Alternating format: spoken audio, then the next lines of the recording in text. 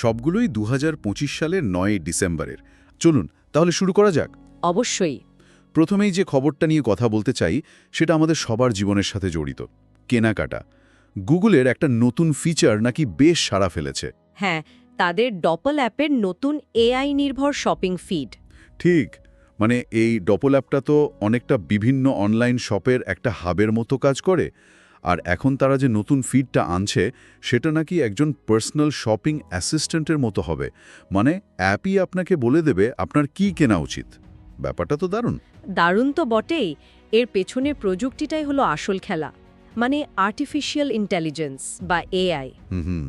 দেখুন, গুগল তো আমাদের সম্পর্কে প্রচুর জানে। আমরা কি সার্চ করি, ইউটিউবে কি দেখি, কোথায় যাই, এই সব ডেটা অ্যানালাইজ করে এআই এমন সব পণ্যের সাজেশন দেবে যা আমাদের পছন্দ হওয়ার সম্ভাবনা অনেক বেশি। একটা উদাহরণ দিলে কেমন হয়? ধরুন, আপনি কিছুদিন ধরে পাহাড়ে ঘুরতে যাওয়ার প্ল্যান করছেন, গুগলে হয়তো সার্চ করেছেন। হ্যাঁ, করেছি। দেখবেন আপনার ফিডে হুট করে ভালো ট্রেকিং স্যুট বা তাঁবুর বিজ্ঞাপন চলে আসছে। আর সবচেয়ে বড় সুবিধা হলো আপনাকে আর 10টা ওয়েবসাইটে ঘুরতে হবে না, সরাসরি অ্যাপ থেকেই কিনে ফেলতে পারবেন। এটা শুনতে যতটা সুবিধাজনক লাগছে আমার কাছে ঠিক ততটাই অস্বস্তিকর লাগছে। আচ্ছা, কেন? মানে গুগল আমার পছন্দ অপছন্দ এতটাই নিখুঁতভাবে জেনে ফেলবে, আমি কিছু ভাবার আগেই আমার সামনে পণ্য হাজির করে দেবে। এখানে ব্যক্তিগত গোপনীয়তার বিষয়টা কোথায় গিয়ে দাঁড়াচ্ছে? আপনি একদম সঠিক একটা প্রশ্ন তুলেছেন।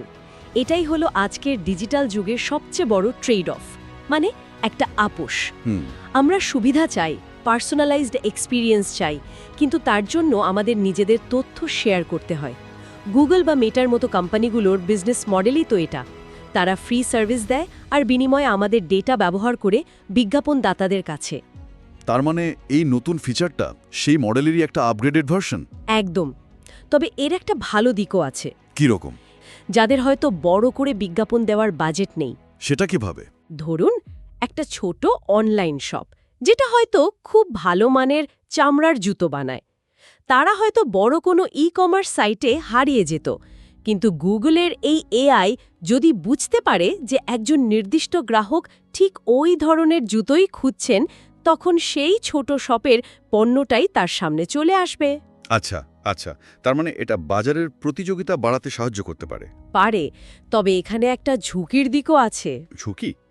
ঝুঁকিটা হলো গুগলের মতো একটা গেট কিপারের ওপর আরও বেশি নির্ভরশীল হয়ে পড়া। গুগল যদি তার অ্যালগোরিদম একটু বদলে দেয়, তাহলে একটা ছোট ব্যবসার সেলস কিন্তু রাতারাতি কমে যেতে পারে। আর আমাদের দেশের যে লোকাল ই কমার্স প্ল্যাটফর্মগুলো আছে, তাদের জন্য তো এটা একটা বিশাল চ্যালেঞ্জ। বিশাল চ্যালেঞ্জ। তাদের এখন শুধু দারাজ বা আজকের ডিলের সাথে নয়, সরাসরি গুগলের সাথে প্রতিযোগিতা করতে হবে। টিকে থাকতে হলে তাদের আরও অনেক বেশি ইনোভেটিভ হতে হবে। বোঝা গেল। তার মানে প্রযুক্তি একদিকে জীবনকে সহজ করছে, আবার ব্যবসার জন্য নতুন চ্যালেঞ্জও তৈরি করছে। কিন্তু প্রযুক্তি তো শুধু কেনাকাটা বা ব্যবসার দিকটাই নেই, তাই না? এর একটা মানবিক দিকও আছে। হ্যাঁ, এবং আমাদের হাতে থাকা পরের দুটো খবর ঠিক এই দিকটাকেই তুলে ধরে। আর এগুলো আমার কাছে বিশেষভাবে গুরুত্বপূর্ণ মনে হয়েছে। খবরটা হলো ই.কো আর বাংলাদেশ রেড ক্রিসেন্ট সোসাইটির মধ্যে একটা চুক্তি নিয়ে। ই.কো তো একটা টেলিকম ইনফ্রাস্ট্রাকচার কোম্পানি, আর রেড ক্রিসেন্ট একটা মানবিক সংস্থা। দুটো একদম ভিন্ন জগতের প্রতিষ্ঠান। ঠিক, কিন্তু তাদের একসাথে কাজ করার কারণটা হলো আমাদের দেশের ভৌগোলিক বাস্তবতা। আমরা তো জানি জলবায়ু পরিবর্তনের কারণে বাংলাদেশ কতটা ঝুঁকিপূর্ণ। প্রতি বছর বন্যা, সাইক্লোন লেগেই আছে। আর যে কোনো দুর্যোগের পর প্রথম যে জিনিসটা ভেঙে পড়ে সেটা হলো কমিউনিকেশন, যোগাযোগ ব্যবস্থা। মোবাইল টাওয়ার নষ্ট হয়ে যায়, ইন্টারনেট থাকে না, তখন উদ্ধার কাজ চালানো বা ত্রাণ পৌঁছানো অসম্ভব হয়ে পড়ে। আর এখানেই ই.কোর ভূমিকা। একদম ঠিক ধরেছেন। ই.কোরের মূল কাজই তো হলো টেলিকম টাওয়ার বা এই ধরনের ইনফ্রাস্ট্রাকচার তৈরি আর রক্ষণাবেক্ষণ করা। তাদের কাছে টেকনোলজি আছে, যন্ত্রপাতি আছে, দক্ষ লোকবল আছে। রেড ক্রিসেন্টের সাথে এই চুক্তির ফলে দুর্যোগের পর তারা খুব দ্রুত ক্ষতিগ্রস্ত এলাকায় গিয়ে মোবাইল নেটওয়ার্ক আবার চালু করে দিতে পারবে, অথবা জরুরি যোগাযোগের জন্য অস্থায়ী কোনো ব্যবস্থা তৈরি করতে পারবে। তার মানে রেড ক্রিসেন্টের কর্মীরা ঠিক সময়ে ঠিক জায়গায় সাহায্য নিয়ে পৌঁছাতে পারবে। হ্যাঁ, এটা কিন্তু কর্পোরেট সামাজিক দায়িত্ব বা CSR এর একটা দারুণ উদাহরণ।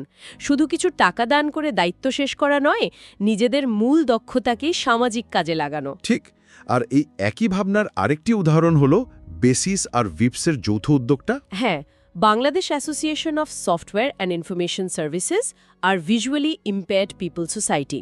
তারা দৃষ্টি প্রতিবন্ধী ব্যক্তিদের জন্য ডিজিটাল প্ল্যাটফর্মগুলোকে কিভাবে আরও সহজলভ্য করা যায় তা নিয়ে একটা ওয়ার্কশপ করেছে। সত্যি বলতে এই খবরটা পড়ার পর আমার নিজেরই একটু লজ্জা লেগেছে। লজ্জা লেগেছে কেন? কারণ আমরা সারা দিন স্মার্ট বাংলাদেশ, ডিজিটাল যুগ এইসব বড় বড় কথা বলি, কিন্তু আমার কখনো মাথায় আসেনি যে একজন দৃষ্টি প্রতিবন্ধী মানুষ কিভাবে এই সেবাগুলো ব্যবহার করেন বা আদৌ করতে পারেন কিনা। আপনি একা নন, এটা আমাদের অনেকেরই একটা ব্লাইন্ড স্পট, মানে একটা অনদেখা জায়গা। আমরা যখন কোনো প্রযুক্তি ডিজাইন করি তখন আমরা নিজেদের মতো সুস্থ সবল মানুষের কথাই ভাবি, কিন্তু সমাজে তো সব ধরনের মানুষ আছেন। এই উদ্যোগটা ঠিক সেই জায়গাটায় আলো ফেলেছে। একে বলা হয় ডিজিটাল অ্যাক্সেসিবিলিটি। এই ডিজিটাল অ্যাক্সেসিবিলিটির গুরুত্বটা যদি একটু সহজ করে বুঝিয়ে বলতেন। এর গুরুত্ব অনেক। ধরুন, সরকার একটা জরুরি সেবা যেমন টিকার রেজিস্ট্রেশন অনলাইনে চালু করল, কিন্তু সেই ওয়েবসাইটটি যদি এমনভাবে তৈরি না হয় যে একজন দৃষ্টি প্রতিবন্ধী ব্যক্তি স্ক্রিন রিডার সফটওয়্যার ব্যবহার করে তা পড়তে পারবেন, তাহলে তো তিনি সেই সেবা থেকেই বঞ্চিত হলেন। একদম। এটা শুধু একটা সুবিধা নয়, এটা তার নাগরিক অধিকারের প্রশ্ন। এই ওয়ার্কশপগুলো ডেভেলপারদের মধ্যে সেই সচেতনতা তৈরি করে যেন তারা প্রথম থেকেই এমনভাবে সফটওয়্যার বা ওয়েবসাইট তৈরি করেন যা সবার জন্য ব্যবহারযোগ্য হয়। তার মানে পরে কোনো সমস্যা হলে সেটাকে ঠিক করা নয়, বরং শুরু থেকেই এমনভাবে তৈরি করা যেন কোনো সমস্যাই না হয়। ঠিক তাই। একে বলে ইউনিভার্সাল ডিজাইন। স্মার্ট বাংলাদেশ মানে শুধু দ্রুত গতির ইন্টারনেট বা সবার হাতে স্মার্টফোন থাকা নয়। স্মার্ট বাংলাদেশ মানে এমন একটা ডিজিটাল ইকোসিস্টেম তৈরি করা যেখানে দেশের প্রত্যেক নাগরিক সমানভাবে অংশ নিতে পারবে। দারুণ একটা পয়েন্ট। তাহলে আমরা দেখলাম প্রযুক্তি একদিকে ব্যক্তিগত সুবিধা দিচ্ছে, আবার অন্যদিকে সামাজিক দায়িত্বও পালন করছে। কিন্তু এর একটা জটিল ব্যবসায়িক আর নিরাপত্তার দিকও আছে। এবার সেই দিকে যাওয়া যাক।